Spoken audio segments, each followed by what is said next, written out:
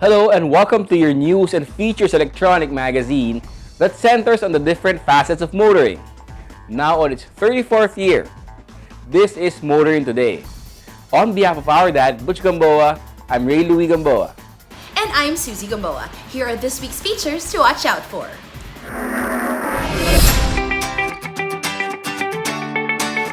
On Motoring Forum, we shall discuss the return of public transport under GCQ, which was halted for 2 weeks.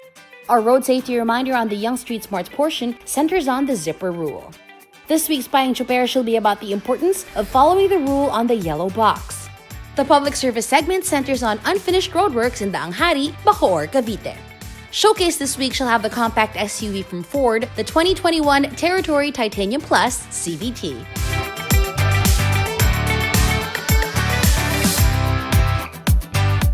All of these plus the latest news in transportation and traffic management, as well as developments in the automotive industry, are in this week's edition of Motoring Today. Join us.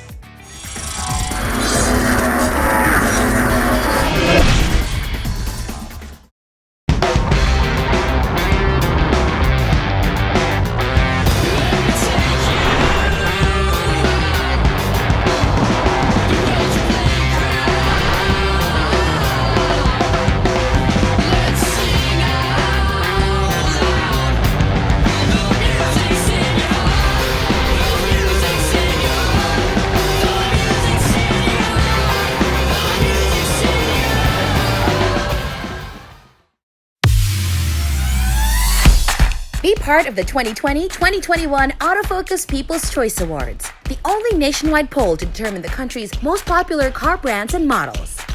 It's easy. Log on, then vote for as many as 5 different models that you believe should become the 2020-2021 Autofocus Automobile of the Year in separate standard and premium luxury categories. Vote every day until September 30, 2020. The Autofocus People's Choice Awards. Who will win? You choose, you decide. Vote now. What do we go for? We go for experience.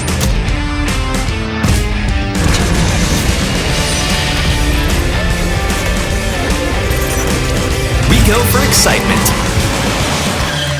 We go for sport. We go for style. We go for fun.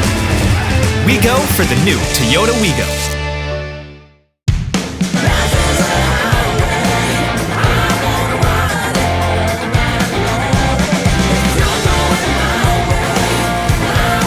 Live extra with the new Mitsubishi Xpander Cross.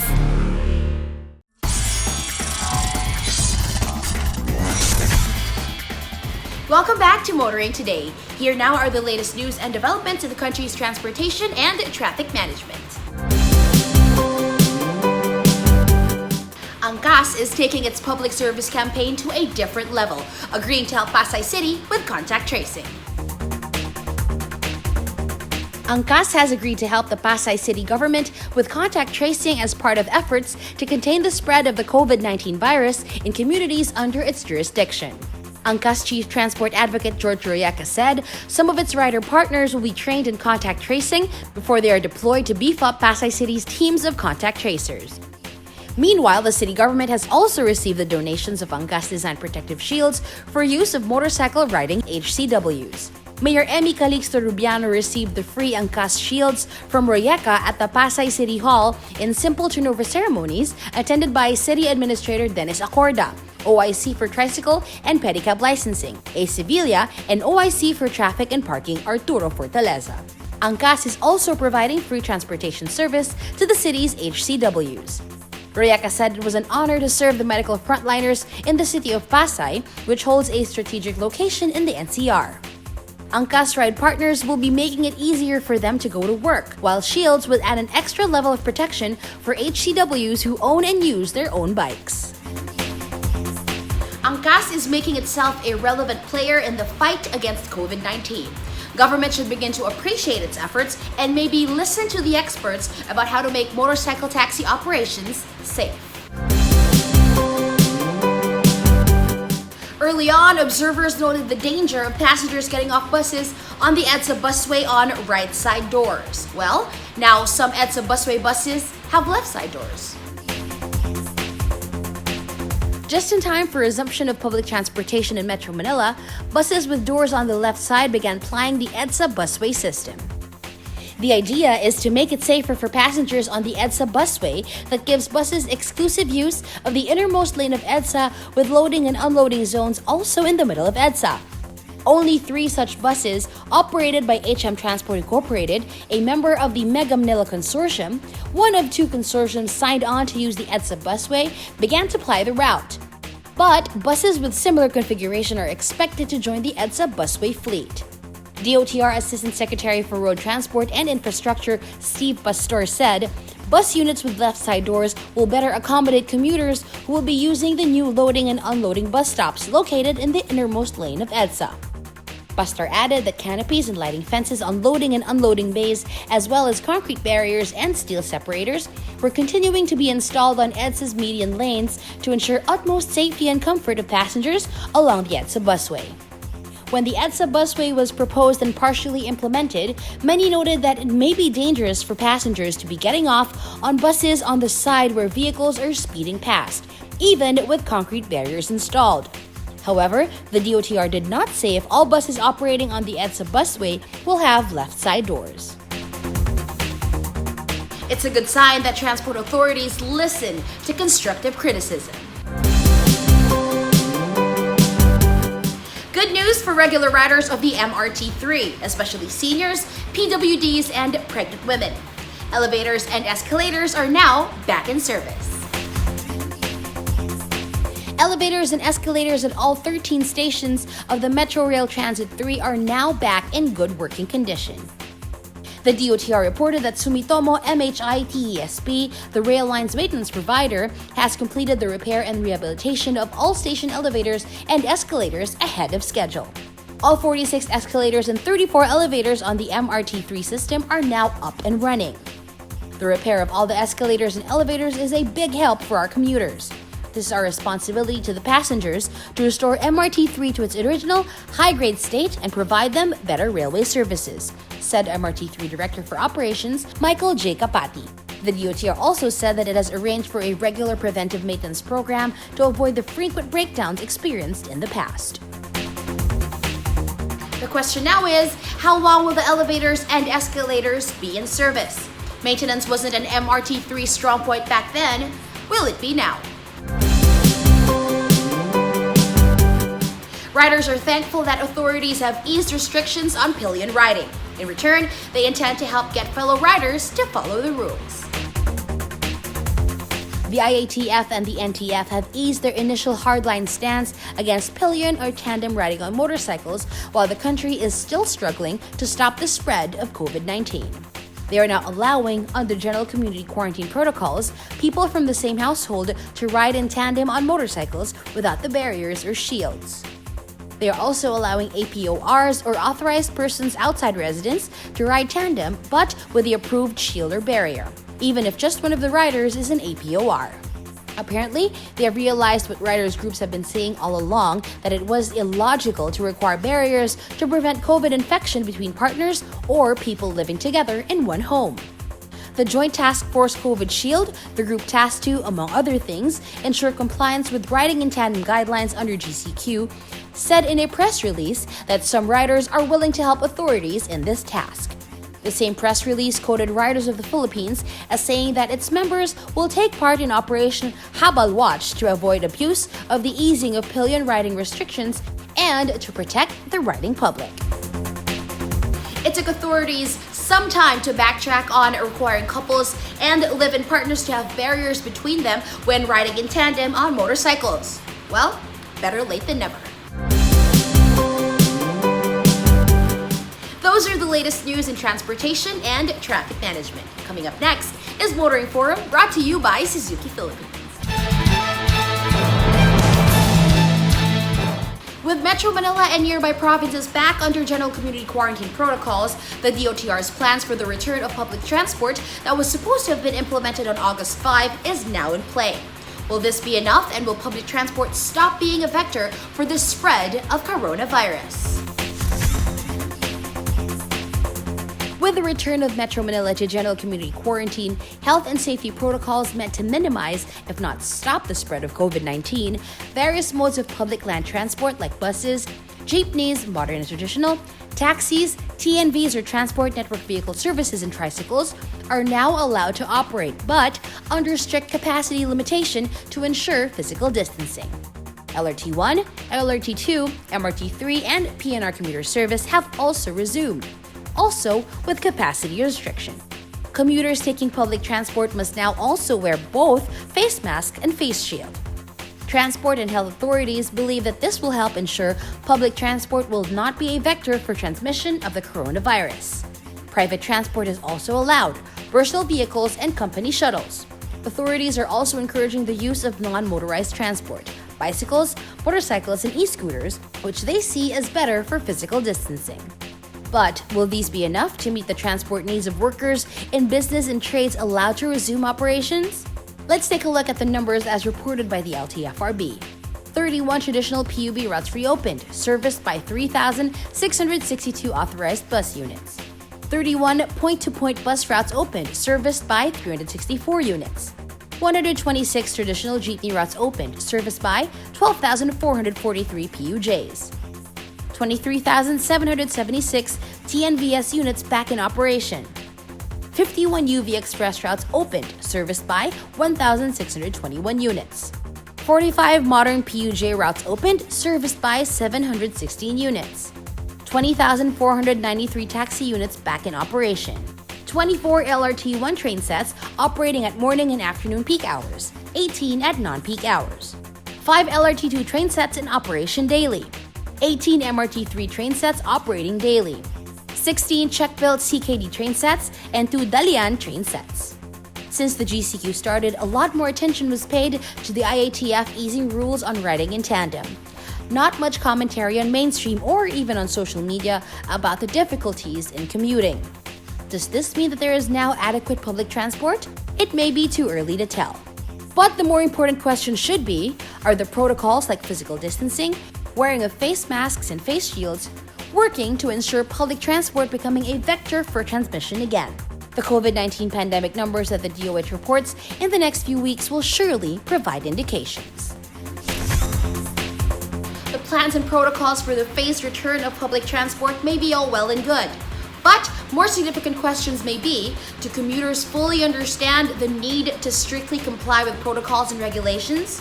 And are public transport service providers like the operators, drivers, conductors, train station personnel, and the like willing to strictly comply with protocols and guidelines? And are they aware that not doing so endangers the health and safety of everybody? That's Motoring Forum this week, courtesy of Suzuki Philippines.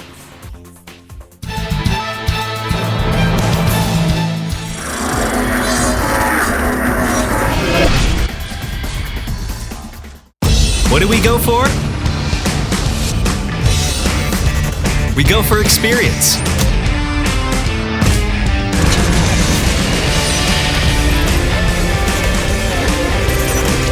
We go for excitement. We go for sport. We go for style. We go for fun. We go for the new Toyota Wigo.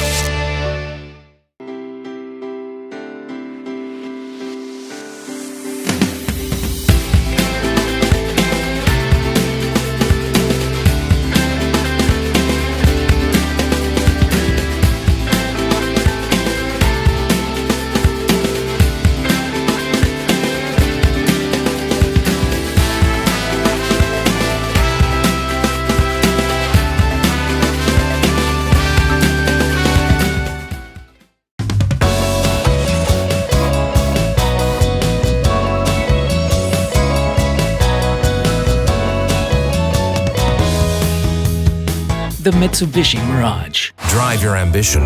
Mitsubishi Motors.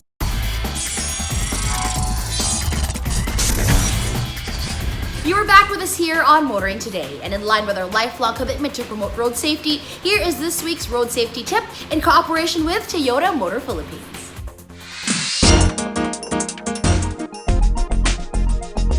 As seen on the animation, kapag ang traffic ay nag-merge sa single lane, vehicles must emerge alternately. Ito ay tinatawag na zipper rule. Matutong magbigay daan sa iba and wait for your turn.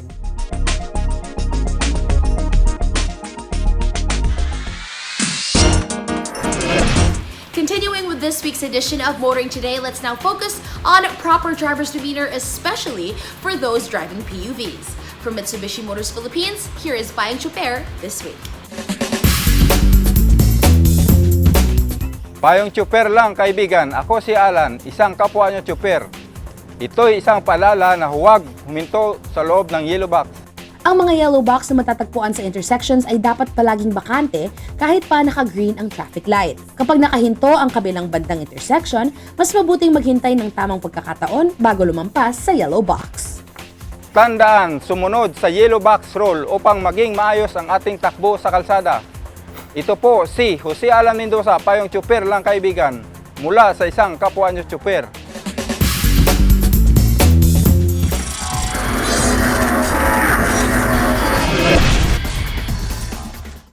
What do we go for? We go for experience.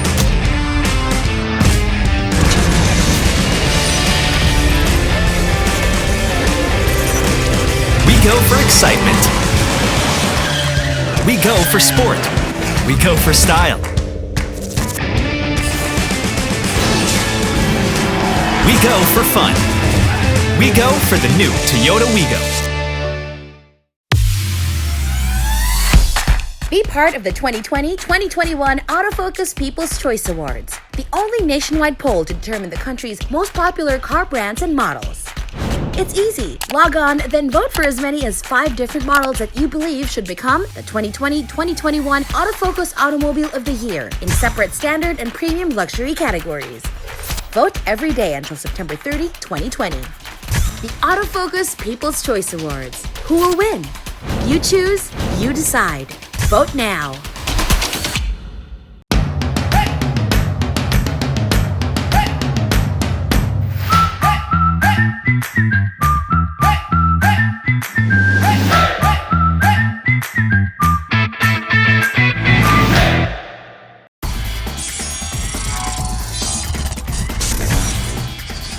Welcome back to Motoring Today. World of Motorsports is next. We start with the latest news and developments. Round 2 of the GR Supra GT Cup Asia Philippines again drew a healthy number of Pro E racers and enthusiasts competing in the leaderboard challenge to qualify for the semi-final heat and the final race for the round. The 24 qualifiers in the promotional class for novice drivers without professional esports background are Lance Padilla, Gab Sinieres, JB Cruz, Lance Gubala, Welco Orejola, Jether Miole, Michael Sicat, Noel Jalbuena, Niwo Adar, Brenda Tiong, Clark Lalu, Mark Angelo Villamor, Peter Amadeus Lo, Dino Ang, Patrick Hesse, Elbert Begonia, Marcus Victa, Nico David, Montan Huatco, Levi Zafra, Dick Lesias, Carl Regino, Timothy Melendres, and Timmy Begonia. The 24 qualifiers in the sporting class for advanced racers with provisional virtual motorsports experience are Estefano Rivera, Miguel San Mateo, Luis Moreno, Ralph Blancaflor, Terence Liave, Paul Basse, John Dizon, Paulo Panesa, Ian Soquila, Jason Aureliano, Fritz Cabidoy, Voltaire Elman, Alex Brown, Kevin Puatu, Corban Guerrero, Iris Valdez, Nathaniel Cruz, Paul Agregado, Jeff De Vera, Ivan Carapie, Sean Velasco, Bobby Domingo, and Michael Hinduani. In the junior class, a special classification for those below 18 years old, Russell Cabrera once again emerged as a champion, with Inigo Anton in second and Joaquin Garrido in third. The top 24 qualifiers in respective classes are to race in the semi-final heats, and the final race scheduled for August 29. Points will be awarded based on the top 10 results of the final race for the round. After the third and final round, accumulated points will determine who will represent the country in the Asian regional competition of the GR Supra GT Cup Asia 2020.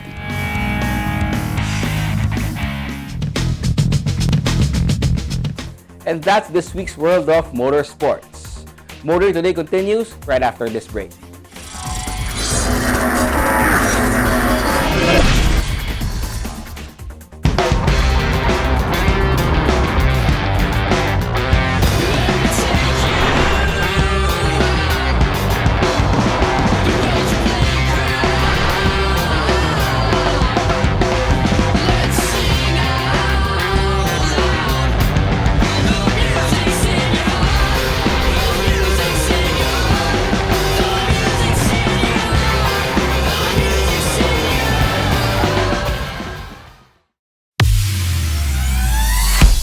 Be part of the 2020-2021 Autofocus People's Choice Awards, the only nationwide poll to determine the country's most popular car brands and models.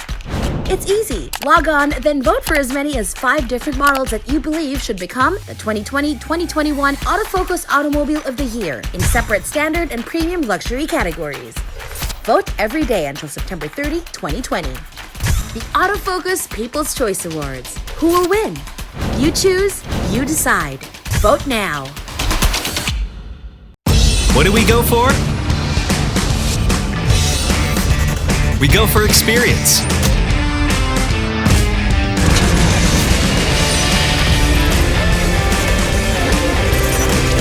We go for excitement. We go for sport. We go for style. We go for fun. We go for the new Toyota Wigo.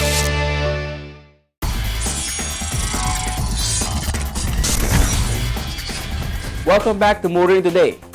Let's now take a look at what's happening in the local auto industry. There's a new crossover in town, and it has a hybrid powertrain. It's the new Corolla Cross 1.8 V Hybrid, now available at Toyota dealerships nationwide. Unveiled in a global premiere last month, the Cross, a 5-seater crossover, is the latest model of Toyota's global best-selling Corolla series. The Corolla Cross 1.8 V Hybrid has all the trappings of a modern crossover: high ground clearance, wide stance, LED headlamps and daylight running lights, as well as design cues that call the RAV4 to mind. It comes with a smart entry and push-start system, connectivity from an infotainment system featuring a 7-inch display, and compatibility with Apple CarPlay and Android Auto. The Hybrid Cross comes with a 1.8-liter Atkinson cycle engine and an electric motor that combines to generate a total system output of 120 horsepower and 142 Newton-meters of torque. Also available at Toyota dealerships nationwide is the Corolla Cross 1.8G CVT variant, powered by a 1.8-liter inline 4-cylinder engine, generating 140 horsepower and 172 Newton-meters of torque. Prices for the Corolla Cross 1.8 V Hybrid start at 1,650,000 pesos and at 1,285,000 pesos for the Corolla Cross 1.8G CVT.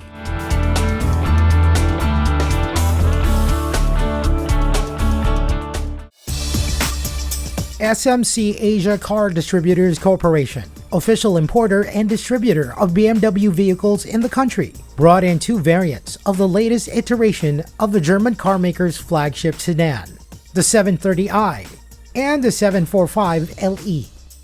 Both showcase the refreshed fascia of the 7 Series, featuring a more dominating kidney grille, slimmer adaptive LED headlamps, larger BMW roundel, as well as the redesigned rear highlighted by broader chrome surrounds of the integrated exhaust tailpipes, slimmer 3-dimensional rear lights, a very slim light strip below the chrome bar connecting the rear lights. Both also arrive in pure excellence trim, the 745LE interior decked in exclusive Nappa leather with extended quilting, and the 730i donning Dakota leather. The new 7 Series also comes standard with, among other cutting-edge tech, BMW Operating System 7.0 software, iDrive controller, BMW Live Cockpit Professionalic. The BMW 730i is powered by a 2-liter twin-power 4-cylinder gasoline engine that makes 265 horsepower and 400 Nm of torque. The 745LE is BMW's first ever plug-in hybrid electric vehicle in the Philippines. It uses a 3-liter BMW twin-power 6-cylinder gasoline engine paired with an electric motor. The 745LE retails for 9,590,000 pesos. The 730i for 5,990,000 pesos.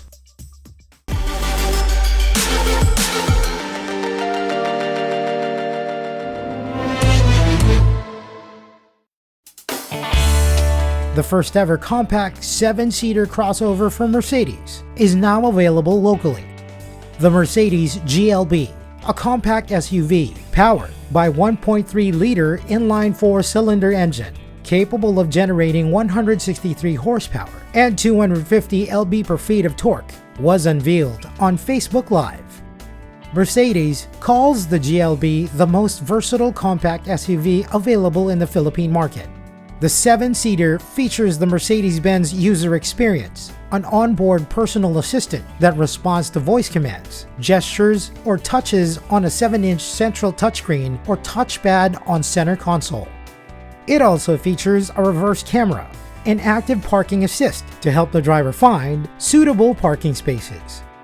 The GLB is also offered with an AMG line package that includes 19-inch 5 twin-spoke light alloy wheels, side skirts painted in body color, polished aluminum roof rails, and AMG body styling. It comes with a 3,790,000 peso introductory price.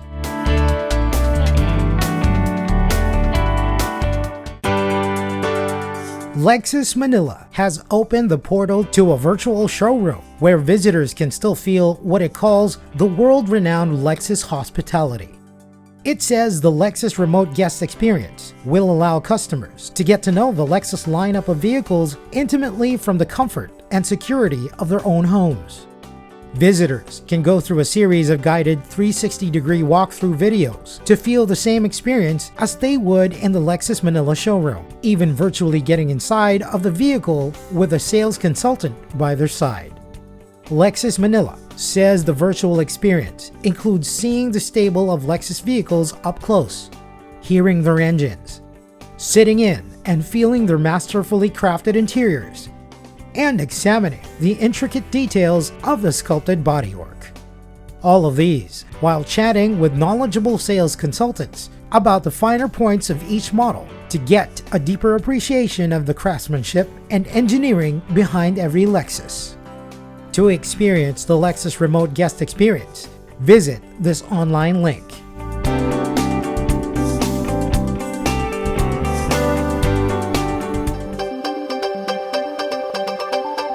Motoring Today now brings you our Car of the Week on Showcase, courtesy of Prudential Guarantee. If you're looking to buy a new car these days, even in these seemingly difficult times, it's hard to go all in immediately on newly launched vehicles. It seems with every new launch, online of course, car distributors are upping up the ante, putting every conceivable new tech or upgrades all at price points that is really hard to resist. The latest is the Territory from Ford.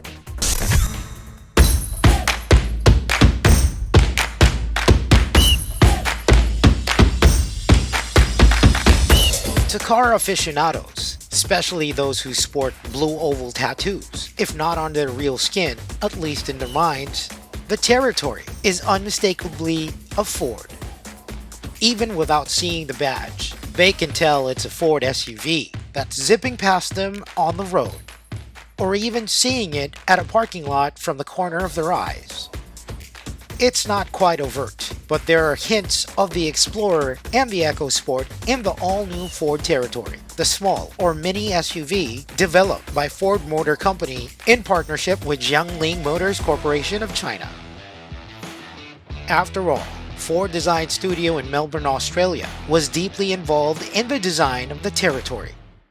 Classified as a small or mini sport utility vehicle, the Ford Territory has arrived in the Philippines, ready to stake a huge claim in its first destination market in the region. And it appears quite ready to do that. It may be called small, just 4,580 millimeters long, 1,936 millimeters wide, and 1,674 millimeters at its highest point, with a 180 mm ground clearance. But the Territory is big in terms of external and interior features.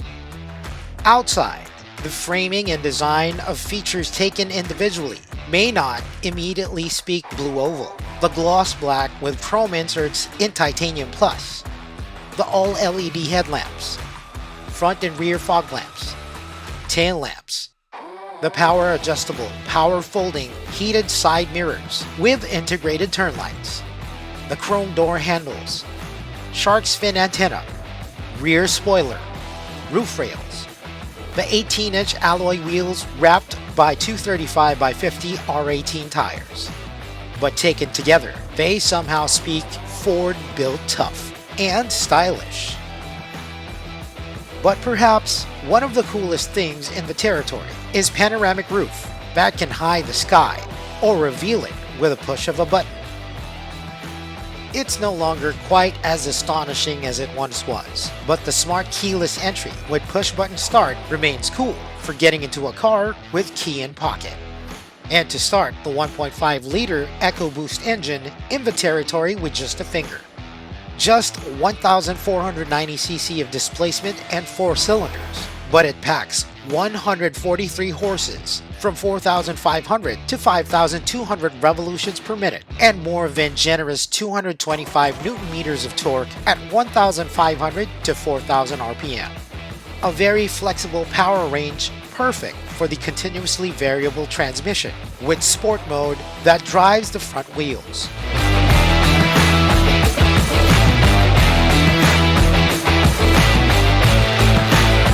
Inside, the surprisingly roomy cabin is 3,200 liters of space, with well-padded seats upholstered in perforated leather. Most everything touch feels soft, including door panels and trim, the center console, the leather-wrapped steering wheel that tilts and telescopes. The front seats can be heated or cooled. The driver can adjust seats electronically 10 ways. 4 manual adjusts for the front passenger. The rear seat can accommodate 3 comfortably. The seat back splits and folds 60-40. Of course, it's power much everything. Windows, central door locks that lock automatically with speed. There, too, is an air conditioning system with automatic temperature control. But it's the modern touches of new personal mobility in the Territory that slay the competition. The 10-inch fully digital display for the instrument cluster with 3 design themes from standard to sporty to something in between. The 10-inch touchscreen with adjustable quad view for the infotainment system that can connect with Apple CarPlay and Android Audio. It's got USB ports, 3 for charging and 1 for data. You don't even need the USB port if your smartphone or device supports wireless charging. And it plays through 8 speakers. Even the auto-dimming rear view mirror comes with a USB port. Other touches seem superfluous, but certainly welcome. 7 cup and bottle holders, ambient lighting with 7 colors, and cabin air filter, which in the titanium is for pollen with activated carbon and PM 2.5 fabric filter. On the road, the Territory can be a joy to drive. It has gone through intensive testing for ride, handling, and NVH levels at both Geelong Proving Grounds in Melbourne, Australia, and at Ford's testing centers in Nanjing, China. The suspension with front McPherson struts and rear multi-link system seem perfectly tuned and balanced to provide good handling and comfort, especially for the streets of Metro Manila. The brake system, front vented and rear solid discs, provide assured stopping power and control. The Territory comes with a host of advanced driver assist technology. auto brake hold function, anti-lock brake system, electronic brake force distribution, traction control, hill launch assist for when you're caught hanging on steep ascents. The Titanium also gets adaptive cruise control with forward collision warning, lane departure warning, blind spot information system using high-definition 360-degree cameras, parking sensors front and back. Other safety features are 3-point ELR seatbelts for 5, with the driver and front seat passenger getting pre-tensioners, child seat ISOFIX anchorage points, and 6 airbags. All these goodies, Ford styling, excellent handling, and the Territory Titanium Plus come with a very competitive sticker price of 1,299,000 pesos.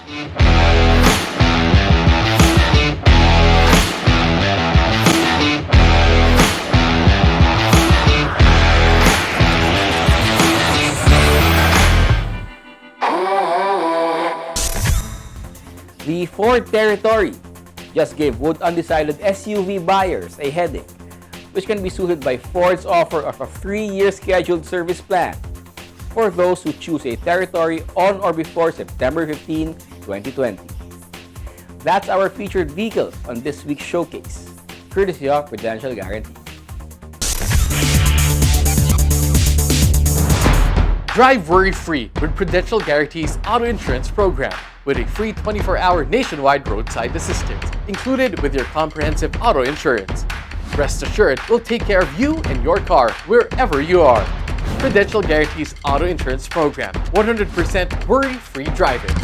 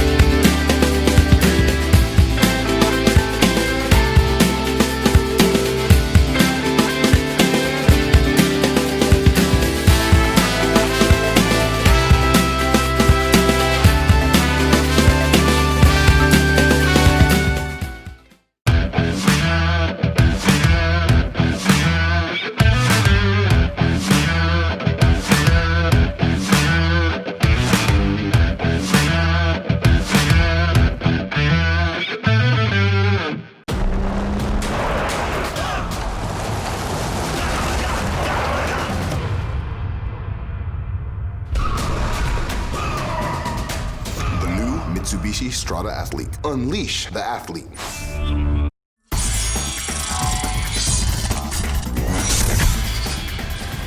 And we now have our segment that dwells on the wide array of motoring problems, not only in the metro but all over the country as well. This is where we present problems referred to us or we ourselves see and hope to fully find solutions for. Here's our public service segment brought to you by Honda Cars Philippines. Covering much about transport industry in the country, we have reported a lot of road infrastructure projects that the government, particularly those in the transportation sector, have either continued works or fully completed in the middle of the COVID-19 pandemic. Today's public service segment features the opposite. In the Facebook post of Pogs Haranilla, one of the many people I've met because of my line of work, he called the attention of the elected head of Bacoor, Cavite, Mayor Lani Mercado Revilla, regarding a road work along the Anghari that was left unfinished. He also claims that prior to the works done, the said road was in good condition. Also important to note is its danger for non-usual motorists who suddenly brake when traversing the area, as Pogs mentioned. On the comment section, many have also expressed disappointment and sarcasm to this road problem. We will be asking the local government of Bacoor regarding this.